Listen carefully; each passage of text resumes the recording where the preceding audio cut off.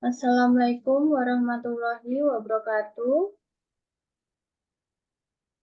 Di sini saya dan teman saya akan mempresentasikan mengenai tugas final project data mining kelas C.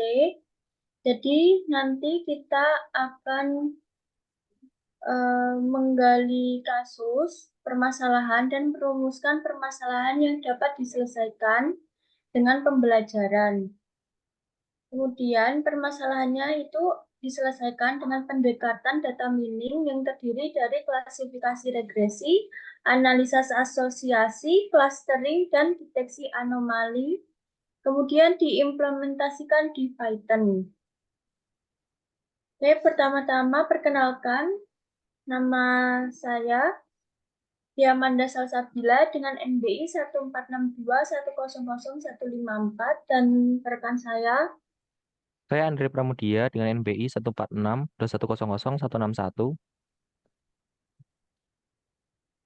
Jadi di sini kami eh, studi kasusnya yaitu Predict Survival on the Titanic and Get Familiar with ML Basics.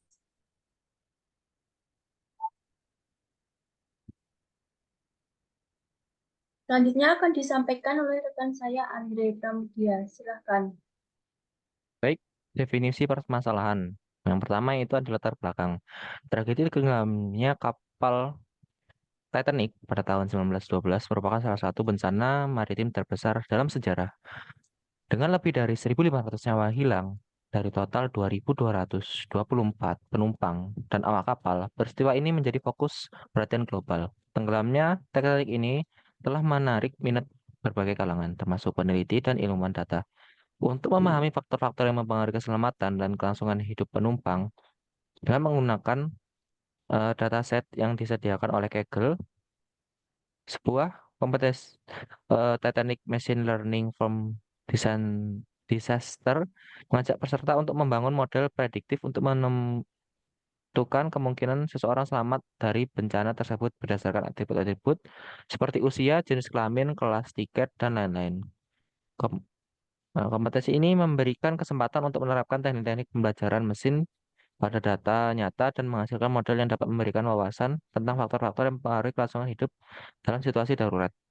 Selanjutnya yaitu identifikasi permasalahan. Tujuan utama dari analisis ini adalah untuk mengidentifikasi dan memahami faktor-faktor kunci yang mempengaruhi kemungkinan selamatnya penumpang Titanic. Dengan menggunakan data set Titanic, masalah ini dapat dipecahkan menjadi beberapa pertanyaan.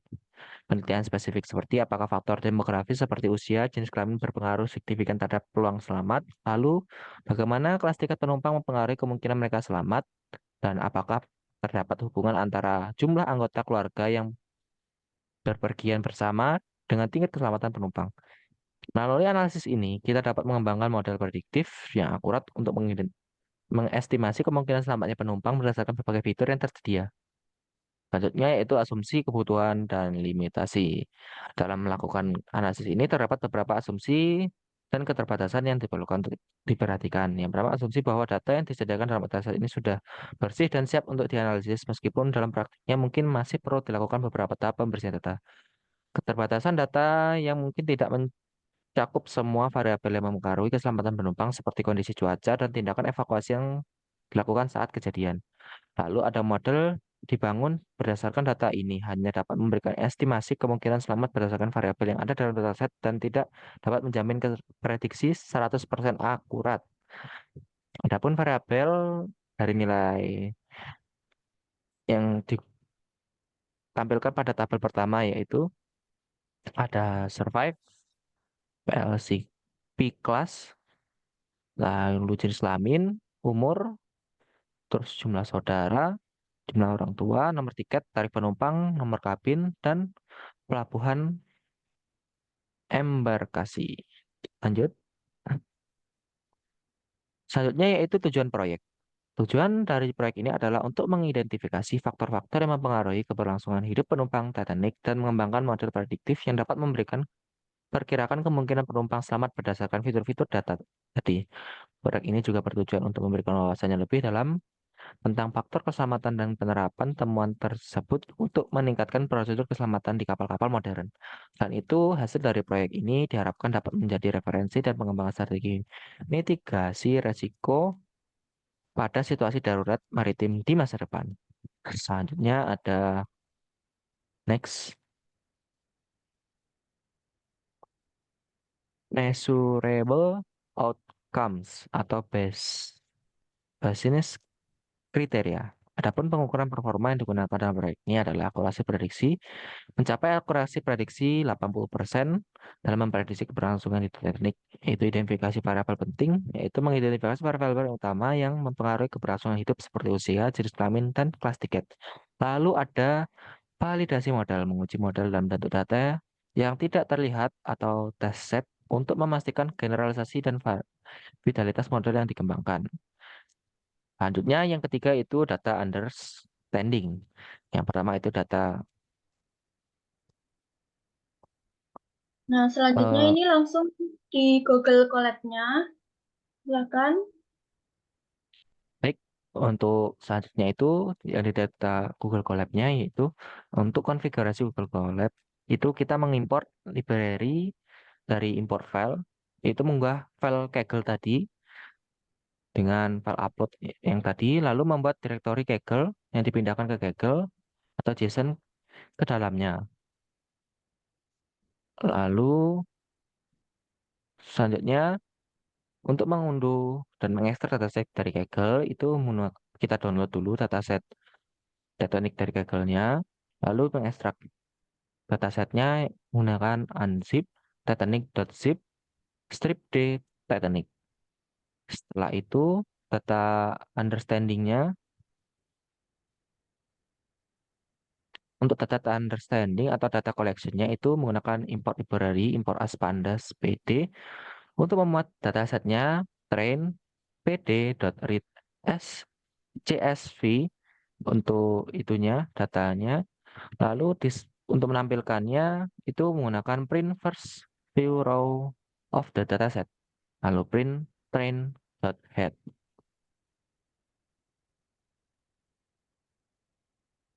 Selanjutnya untuk statistic description-nya itu ada basic statistic description. Itu menggunakan pertama kita print dulu statistic description numerical column-nya, lalu print describe. Lalu untuk summary information about dataset-nya itu print summary information about dataset itu dengan print train.info. Setelah itu untuk mengecek missing value kita menggunakan print train.isNull.sum. Nah, untuk ini hasilnya, hasil runningnya untuk missing value-nya ini hasilnya untuk umur 177, kabinnya ada 687 dan embarketnya ada 2.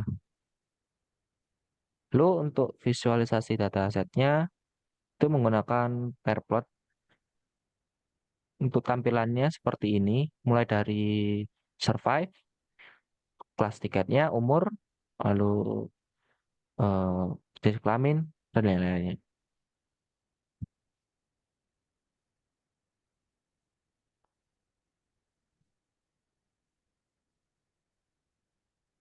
Selanjutnya itu data visualization-nya itu untuk plot min-nya seperti PLT figur, fixed size, kita pakai 3,3 sampai ke PLT dot show. Untuk plot standar deviation-nya itu dari PLT dot figure fixed size 3,3 sampai ke data show juga. Begitu pula dengan plot skewness. Untuk kurtosisnya juga seperti itu, seperti yang ada dilihat, mulai dari judul label.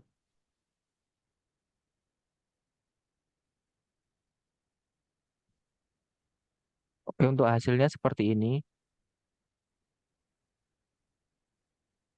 sampai kurtosis of variabelnya.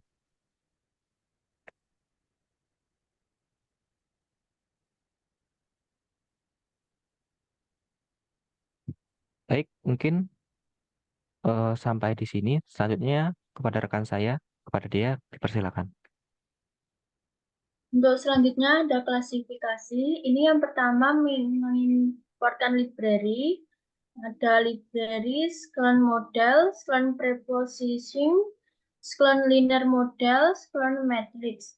Kemudian untuk mengatasi nilai hilang atau missing value, nah ini tuh untuk trend A, ini tuh untuk mengisi nilai hilang pada kolom age atau umur, kemudian trend embarked, ini tuh untuk mengisi nilai hilangnya pada kolom embarked, dan trend drop kolom ini untuk menghapus kolom yang tidak diperlukan.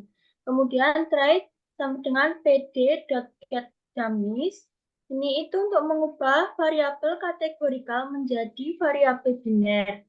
Kemudian untuk mempersiapkan datanya, dengan sumbu X dan sumbu Y, kemudian mengetes dan mengujinya.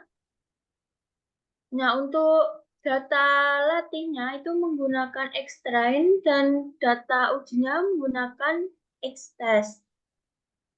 Kemudian untuk membangun dan melatih klasifikasi regresi, itu menggunakan model sama dengan logistic regression, model .fit, Xtrain, dan Ytrain itu untuk melatih model, dan YPRED sama dengan model predik itu untuk melakukan prediksi pada data uji.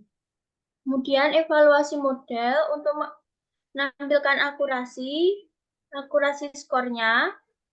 Kemudian print ini untuk menampilkan hasilnya. Nah, berikut hasilnya akurasi sebesar 0,81 dan klasifikasinya ada precision, recall, F1 score, support, akurasi, makro AVG, dan weighted AVG. Dan ini untuk confusion matrixnya ada matriks 2x2. Kemudian ada data splitting, itu menguji data training sebesar 70% dan data testingnya 30%. Seperti biasa, ini mengujinya dengan sumbu X dan sumbu Y. Taunya data testingnya 30% ini ada di test size ini sebesar 0,3. Kemudian ini untuk model ANN. Model AN-nya menggunakan 64. Kemudian training model 100 epochs. Jadi mengujinya menggunakan 100 epoch yang bit size-nya sebesar 100 juga. Ya, epochnya 100 dan bit size-nya 100. Kemudian kita uji dimulai dari angka 1 sampai angka 100. Nah, tes loss-nya sebesar 0,4193 dan tes akurasinya sebesar 0,8134 begitu. Ini ya hasil loss-nya, akurasi. Kemudian ada grafik laju loss menggunakan kode histori sama dengan model.fit, Xtrend, Ytrend, epochs-nya tetap masih 100, tapi di sini bit size-nya menggunakan 32. Kemudian ukuran dari grafik ini kami menggunakan ukuran 3x3 sehingga beginilah hasilnya. Untuk yang biru ini ada training loss mengalami penurunan dan validation loss mengalami kenaikan. Selanjutnya ada hasil evaluasi dengan confusion matrix. Untuk menggenerate confusion matrix ini menggunakan kode CM sama dengan confusion underscore matrix. Kemudian untuk mengeplotnya menggunakan PLT figur, ukurannya ini, matriksnya ini, gambarnya ini sebesar 1x1. Kemudian setelah di print, begini hasilnya. Jadi yang warna kuning ini not survive sekitar 146 orang, dan yang survive dan not survive itu ada 39 orang, dan survive-nya ini sekitar 72 orang.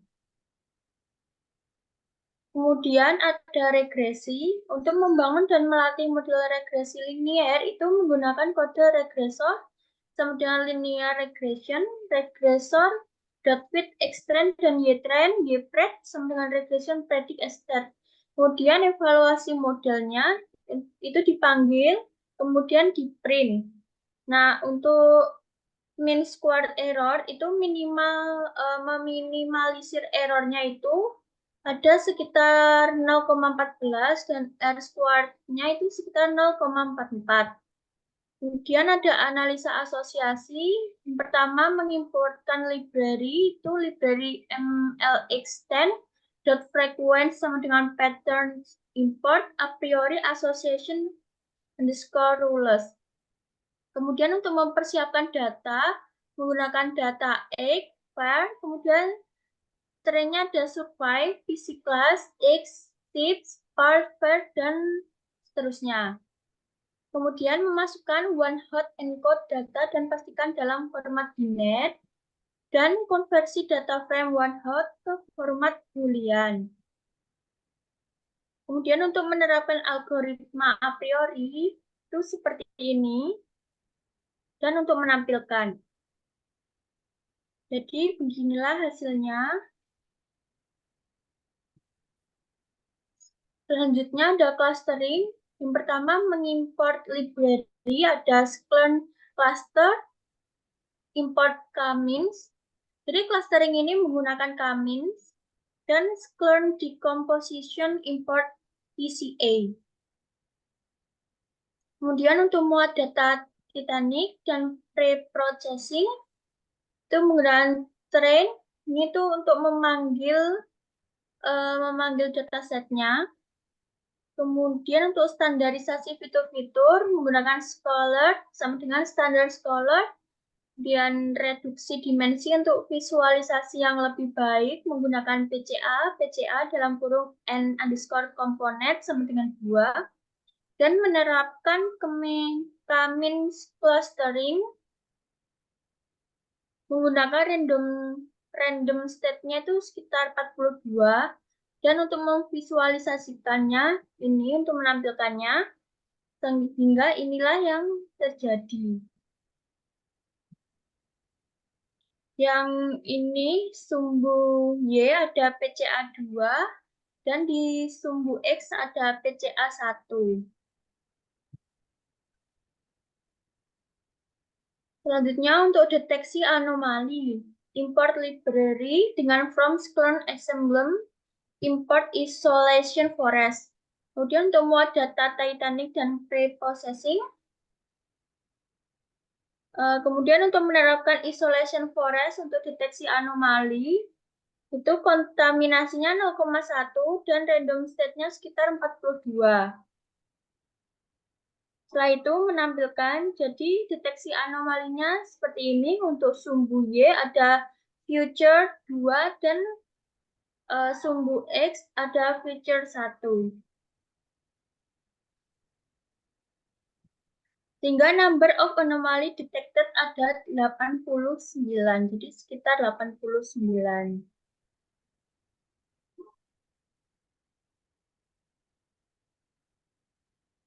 Gitu. Jadi sekian dari kelompok kami. Apabila ada salah kata, mohon dimaafkan. Assalamualaikum warahmatullahi wabarakatuh.